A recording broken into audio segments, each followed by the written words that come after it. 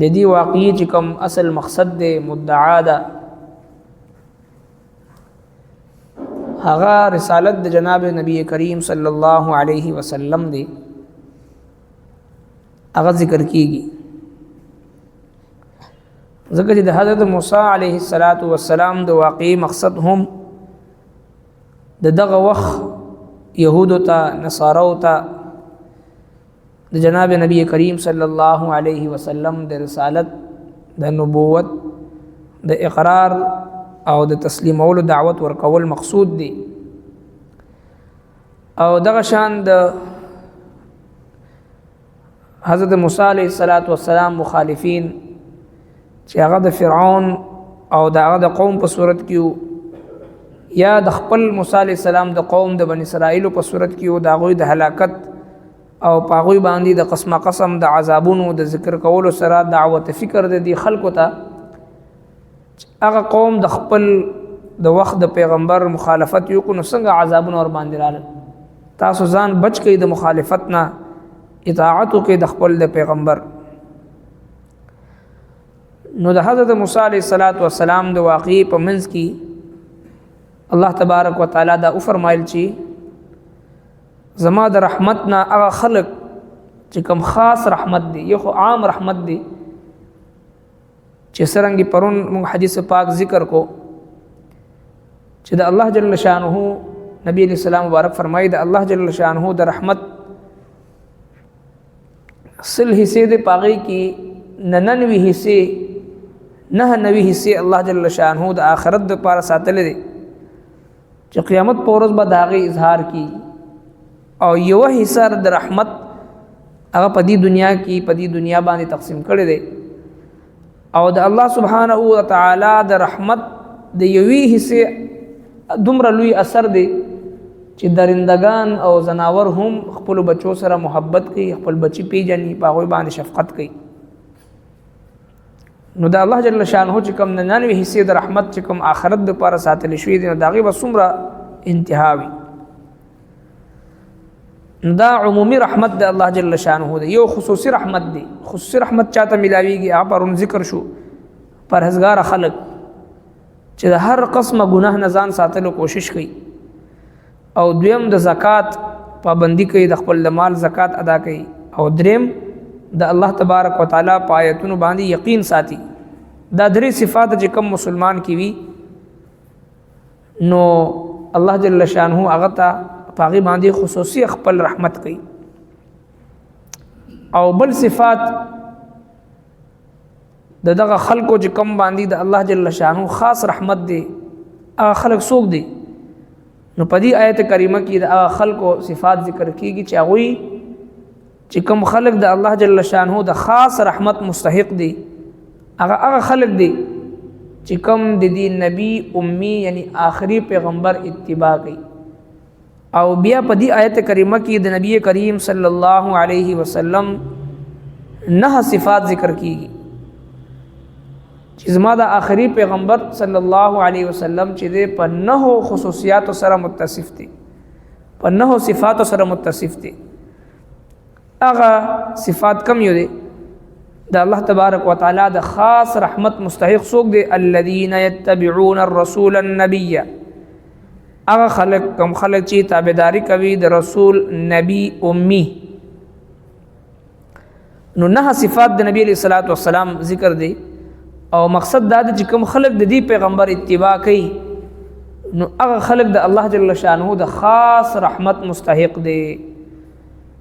الرسول ورنبه صفت رسول د نبی علیہ السلام ذکر دي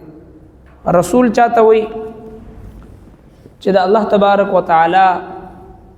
قاصد وي داغه د پیغام رسول والی هغه ته رسول وي او دویم صفت د نبی علیہ الصلوۃ والسلام ذکر کوي النبی نبی چاته وي چې چا طرف ته وحی ولګل شي چې د الله تبارک وتعالى طرف نه چې پچا باندې وحی نازلېږي هغه ته نبی وي نبی نبا د خبر نه وي د الله تبارک وتعالى طرف نه چې پچا باندې وحی نازلېږي هغه ته نبی وي بیا د نبی او د رسول په منځ کې فرق هغه څه شی دی نو نبی انبیاء کرام چې چا باندې وحی راځي د الله تبارک وتعالى پیغام ورته راځي هغه ته نبی وي. رسول هغه چاته وي چې هغه یو خاص کتاب ولا ورکړی شوی وي، یو خاص امت ورته حواله کړی شوی وي او یو مستقل شریعت ولا ورکړی شوی وي، هغه ته رسول وي. او نبی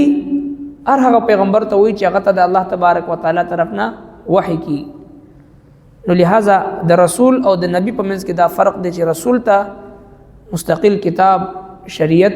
یا مستقل امت هغه حواله کړی شوی وي، هغه ته رسول وي. نبی هغه چاته وي چې هغه ته صرف د یو قوم طرف ته ولګلی شي، د بل پیغمبر چې کوم دنه مخکې راغلی دغه په شریعت باندې عمل کوي، یا داسې هم شوی دی چې په یو زمانه کې د هر علاقې طرف ته مختلف پیغمبران هغه لګلی شو. مثال په توګه باندې ابراهیم علیه السلام چې شام طرف ته، بل پیغمبر عراق طرف ته، لوط علیه السلام یو بل خار طرف ته. په یو وخت کې متعدد پیغمبران مختلف علاقو ته راغلي کېدو، نو هغه ته نبی وي چې یو مخصوص علاقې طرف ته ولګل شي. رسول هغه ته مستقل شریعت ورکړي شي یا مستقل کتاب ورکړي شي یا مستقل امت ورته حواله کړي شي، هغه ته رسول وي. دا د نبی او د رسول په منځ کې فرق. نو هر رسول دا نبی وي، خو هر نبی دا رسول نه وي. او دا وړاندې صفت د نبی صلی الله علیه وسلم د رسول ذکر کو. دویم نبی او دریم امی. امی چاته وي؟ دی باره کې مختلف اقوال دي. یو قول دا دی چې دا د نبی صلی الله علیه وسلم هغه صفت دی چې ام القرى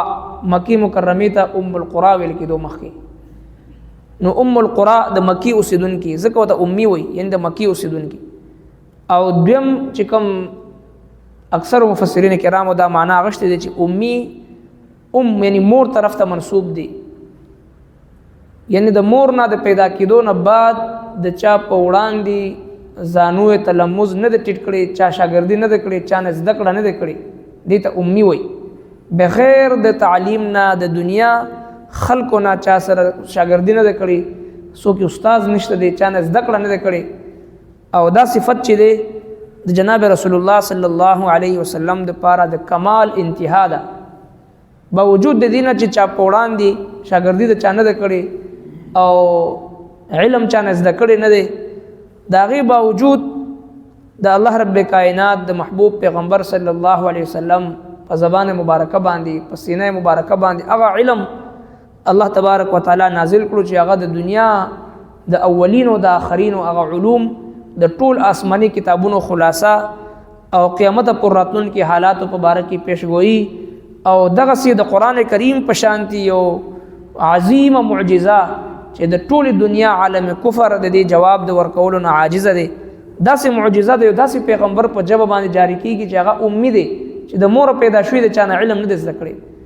دا د نبی علیه الصلاۃ والسلام د پاره کمال صفات کې کوي، آخري درجه عظیم صفت دی چې باوجود د دینه چې په دنیا کې څوک استاد نشته، چا سره شاګردي نه کړي، کوم مکتب ته، سکول ته، مدرسې ته علم د پاره نه دی تللی، باوجود دا غي د ټول دنیا مسلمانان بلکې د ټول دنیا انسانان د هغه بل واسطه یا بلا واسطه د هغه شاګردان دي. دې ته نبی امی وي. امی په معنا دی انپړ چې کوم زموږ استاد په عرف کې غشته کېږي، دا نه ده. دغه صفت دغه علم نه حاصلول د عام خلکو په باره کې عیب دی، ځکه موږ لاسیم سره ناراضي. د داسې هسته په باره کې چې دغه په جبه باندې د علم سمندر جاری دی، دغه د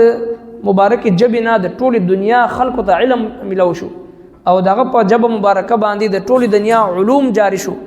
دغه دنیا ته راتلو سره په کائنات کې انقلاب راغی. دغه دنیا ته راتلو سره د کائنات جهالت چې دغه په علم باندې بدل شو، تیارې پرنګانو باندې بدل شو، شرک په توحید باندې بدل شو،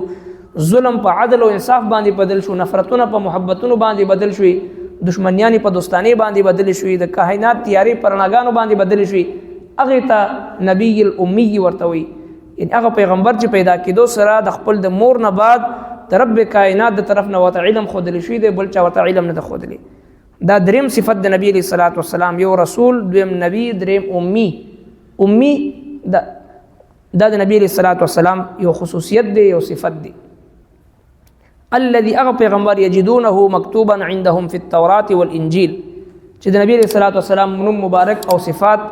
دغه يهودو نصاراو چې کوم په خپل تورات او په انجیل کې لیکل شوی دوی سره معلومه و دوی ته د نبی علیہ الصلوۃ والسلام سلورم صفت په دې آیت مبارکه کې دا ذکر دی چې د نبی علیہ الصلوۃ والسلام ټول خصوصیات ټول تعارف نوم مبارک او ټول علامات چې دغه يهودو نصارو سره په تورات او په انجیل کې لیکل شوی موجود ربنا تقبل منا انك انت السميع العليم وتب علينا انك انت التواب الرحيم برحمتك